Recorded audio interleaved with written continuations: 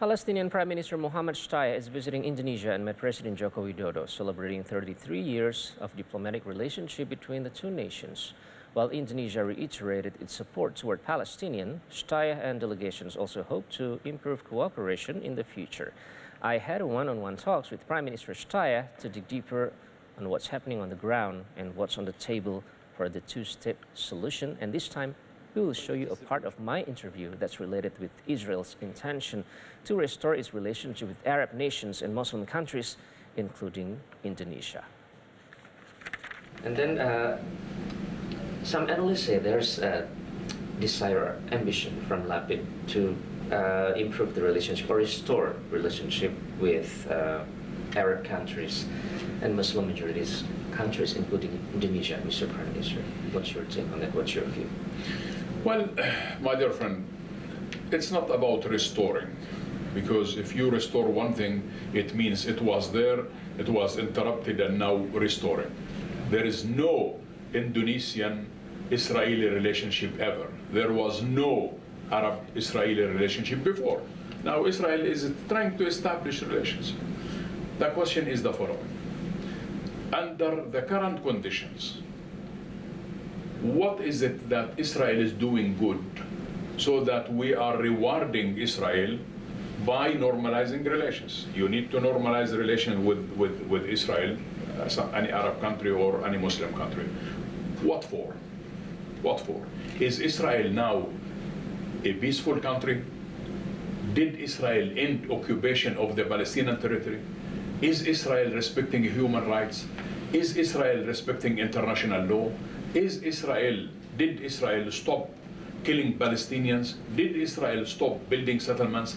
Did Israel stop doing this? And so why is it that we want to normalize relations with Israel at a time when Israel is doing even much worse than they used to do when Arab countries never wanted to have this? Now, there are certain Arab countries who has national interest with the United States. It has nothing to do with Israel. And I will give you examples. Morocco wanted a recognition of the Sahara, that it is part of Morocco. They wanted American recognition, not Israel. Sudan wanted their name to be lifted from the terrorist list in Washington. Has nothing to do with Israel. So these issues has nothing to do with Israel.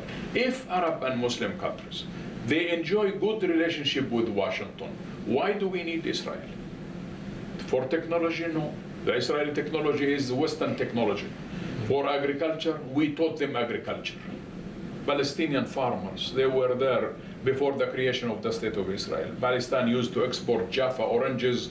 In 1860, we exported 2 million sacks of Jaffa oranges and so on. We're good farmers. We belong to the land and so on. So therefore, the issue of normalization should be part of a package. But what about Saudi Arabia and United Arab Emirates? Saudi Arabia is not. Crown Prince Mohammed bin Salman was very loud and clear.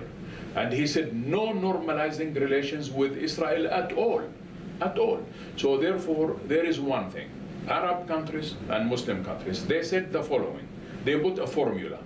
It's called Land for Peace formula.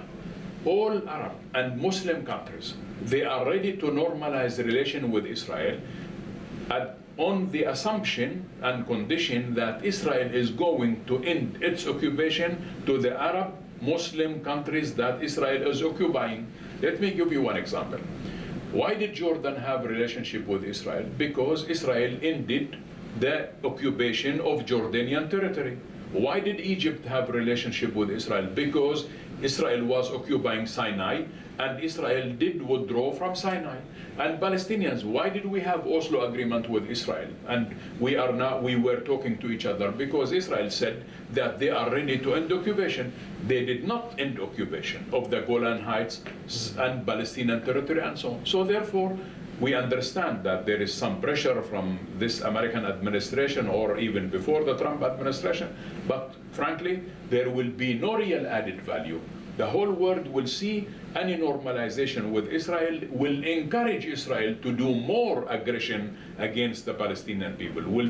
Israel will be more aggressive against Arab people, against Muslim people, and so on. So therefore, the time is not the right time.